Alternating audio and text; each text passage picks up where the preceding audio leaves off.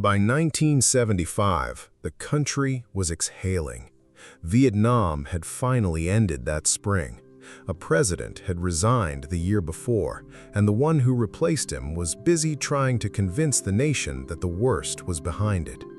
Gas lines had shortened, the economy was uneven, but people were tired of crisis, and something in American culture responded the only way it knew how, by turning inward, toward the house, toward color, toward texture, toward the living room.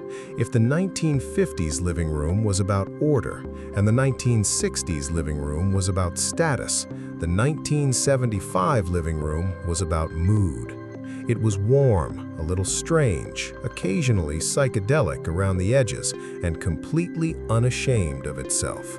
Shag carpet, wood paneling, and scattered across all of it, a set of objects that felt futuristic and cozy at the exact same time. Objects nobody expected to disappear, because in 1975, they looked like the future, not the past. They were wrong about that, and that's exactly what makes them worth remembering. Tonight, 7 objects that defined the American living room in 1975, and the very specific reasons each one is gone. Stick around for the 4th one, CB radio, because its disappearance says more about how Americans talk to each other than almost anything else on this list. Let's start with the one everyone still recognizes on sight, even if they've never owned one. Number 1. The lava lamp. It sat on an end table or a bookshelf, usually the only light on in the room after 10 o'clock. Glowing amber or purple, or that deep saturated blue that seemed to belong to no other decade. Inside, wax slowly heated by a bulb at the base would rise, break apart, reform, and sink again in a cycle that had no beginning and no end and no reason to hurry. You didn't watch a lava lamp the way you watch television. You watched it the way you'd watch a fireplace, half-consciously, as something to look at while your mind did something else entirely. Right alongside it, in plenty of homes, sat its cousin, the fiber optic lamp, a plastic dome sprouting 100 thin strands of light that shifted color at the tips, sometimes spinning slowly on a base, throwing a soft, colored shimmer across the ceiling. Together, these lamps did something no other light fixture in the house did. They didn't illuminate a room for a task. They existed purely for atmosphere, for a kind of low-key, at-home psychedelia that fit perfectly into a decade still working out what came after the 60s. Both objects faded through the late 70s and into the 80s as design tastes moved toward brighter, cleaner, more neutral interiors, and as the wax and liquid mechanism inside a lava lamp, genuinely difficult to manufacture safely and cheaply at scale, made it a harder product to mass produce than simpler decorative lighting. They never fully vanished, but they went from being in nearly every living room to being a retro novelty you'd find in a specialty shop, a costume of a decade, rather than a fixture of daily life. Number 2. The beanbag chair. There was always one in the room, usually near the television, and there was always a specific way you had to fall into it. Not sit, fall, letting the vinyl shell and the mass of foam pellets inside reshape themselves around your body with a soft, shifting crackle. It had no frame, no legs, no fixed shape at all. It was furniture that gave up the idea of structure entirely, and for a generation of kids doing homework on the floor or watching Saturday morning cartoons, that shapelessness was the entire point. The beanbag chair was cheap to produce, easy to move, and it fit a decade that was rethinking what a living room was supposed to look like. Less formal, less matched, more like a place you actually lived in rather than a room you kept ready for company.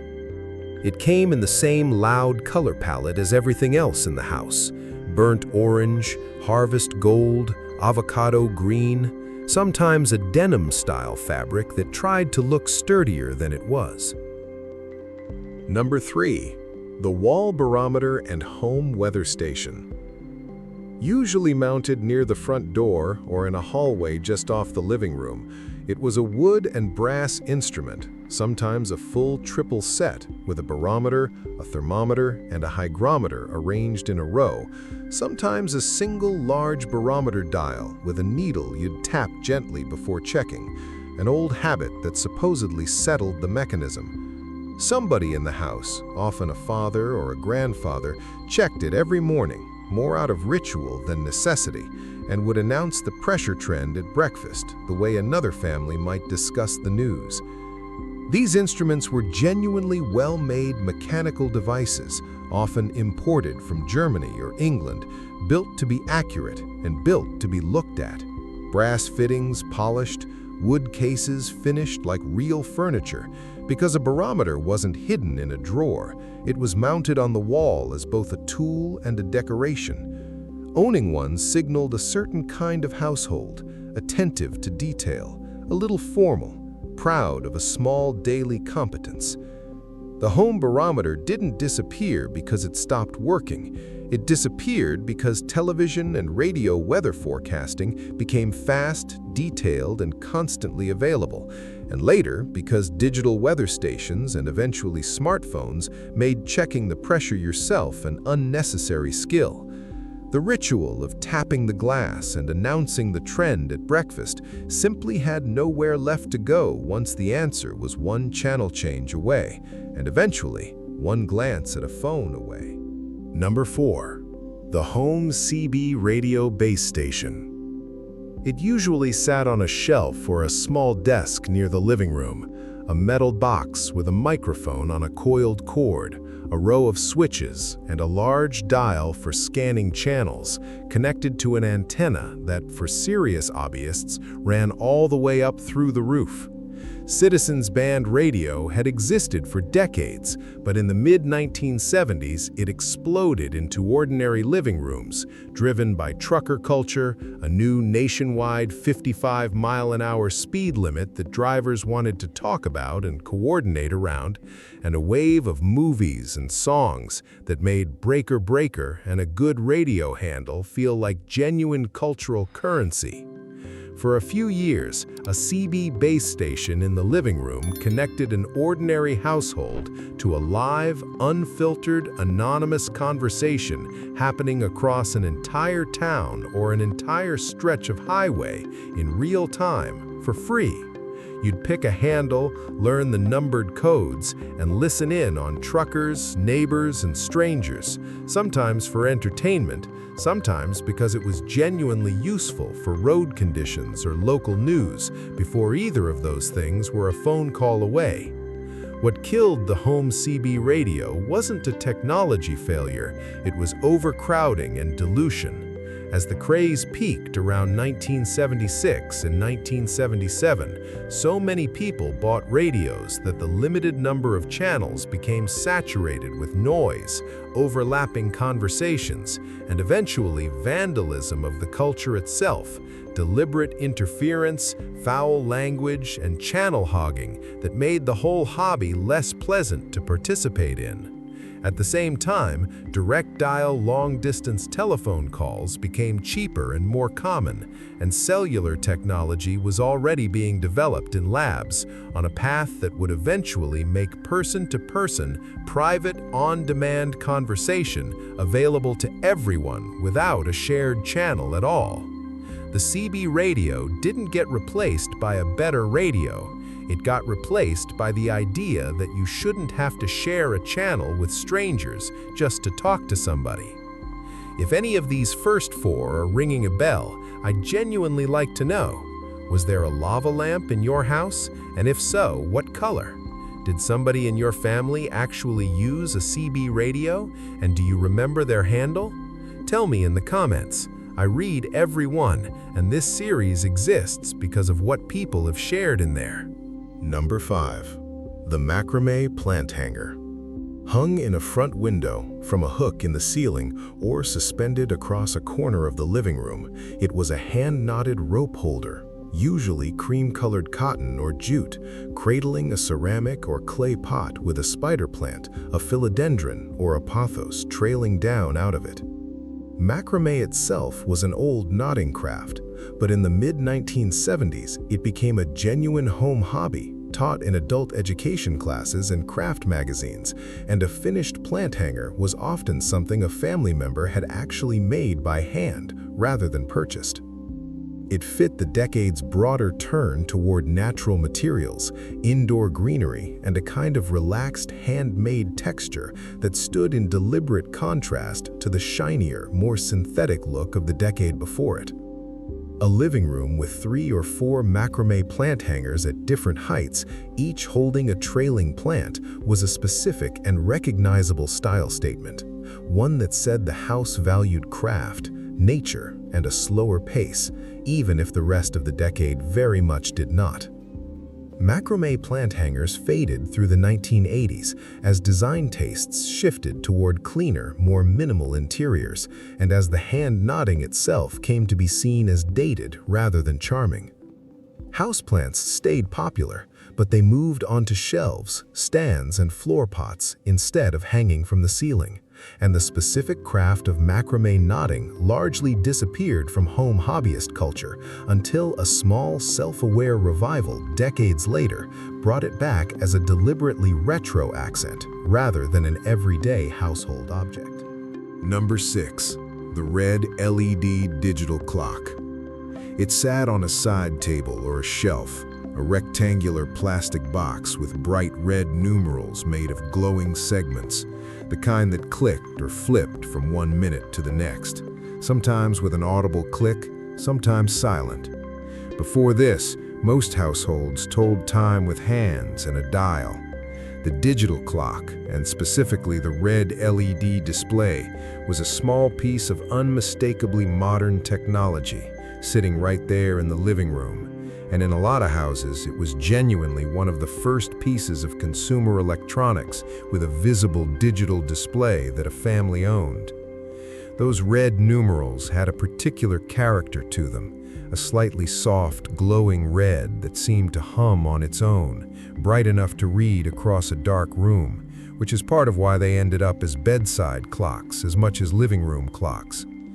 Owning one felt like owning a small piece of the future, a genuine conversation piece for guests in the early years of the decade, before digital displays became so common they stopped being remarkable at all. The red LED display didn't get replaced because it broke. It got replaced because the technology it was built on was power-hungry and, compared to what came next, primitive. Liquid crystal displays arrived shortly after and used a fraction of the electricity, ran cooler, and could be made in more colors and sizes. Through the late 70s and into the 80s, LCD screens took over almost every application LED once had, and the specific warm red glow that defined 1975 clocks and calculators became something you'd only find in a thrift store, or eventually deliberately recreated for nostalgia's sake in modern retro-styled electronics. And number 7, the CB radio's quieter cousin, and the one that changed about how a family actually spent an evening: Pong, and the first home video game console. Connected to the television with a simple cable, the console sat below or beside the TV, sometimes built directly into the same wood-paneled cabinet as the family stereo. 2 knobs controlled 2 white rectangles on the screen, batting a single square of light back and forth across a black background, with a beep for every hit and a slightly different tone for every miss. It was, by any modern standard, almost nothing at all.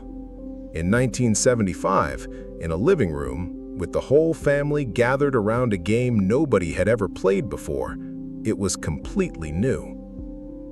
For the first time, the television, a device that had always been something you watched, became something you played, together, in the same room, taking turns, competing directly with a parent or a sibling, rather than simply watching the same program side by side. Families who bought one of these early consoles often described the exact same scene: everyone standing in the living room taking turns with a single paddle knob, cheering or groaning at a beep, treating a moving square of light like a genuine sporting event. What ended the era of this first simple console wasn't failure, it was success, moving too fast for any one machine to keep up with. Within just a few years, more sophisticated systems arrived with actual cartridges, multiple games, and eventually, color graphics, making the single fixed game of the earliest consoles feel primitive almost overnight. The living room kept the television as its center. What changed was that playing it eventually moved into a bedroom, onto a personal system, away from the shared cabinet under the family TV, and the specific experience of an entire family standing shoulder to shoulder around one screen, taking turns on one knob, mostly went with it. So that's the list.